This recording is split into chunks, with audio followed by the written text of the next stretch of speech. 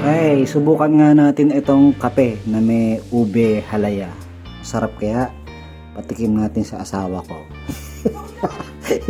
ikaw ang titikim, mami. Okay, let's go. Next Cafe Gold. Intense. Intense pa yan. Then, instant coffee naman to. So, kahit anong mauna. Ilagay na natin yung ube halaya.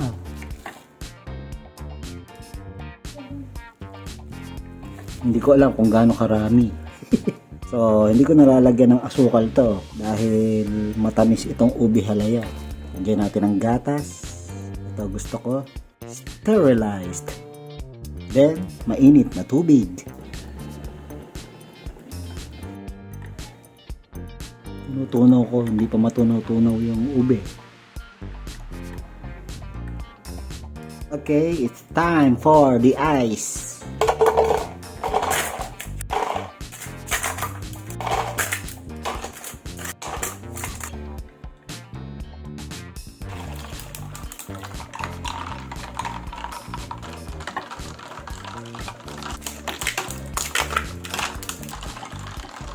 Alright. Go, mami. Taste. Nakabahan ako. Kinakabahan ka? Huwag ka kabahan. Ba't may butil-butil?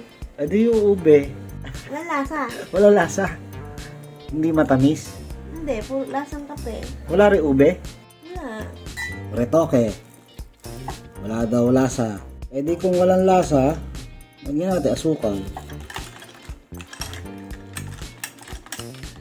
Nakakita niyo yung durog-durog na yun sa ilalim? Ha?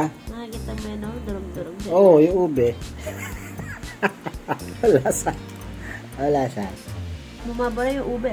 Bumabara. Di masarap. Bagay ba? Bagay ba yung ube? Bumara yung ube. Di bagay. Lasang kape lang. Kape lang?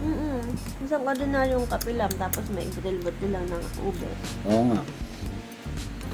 Hindi lumalasa yung ube. Eh, wala rin lasa yung ube eh. Hindi rin katamisan. Wala. Natabunan ng Ibig sabihin, kape yung hindi, ube. hindi pwede, no? Hindi bagay, no? Yun. Baka yung isang kape pwede, yung isang ube pwede. Ano ube? Good Shepherd? Oo. Oh. Masyado siyang ano. Matabang yung ating halaya eh, ano? Tsaka masyadong firm. Ah, oo, tama. Hindi bagay, hindi bagay. Yeah. So, wag niyong gagawin to, ha?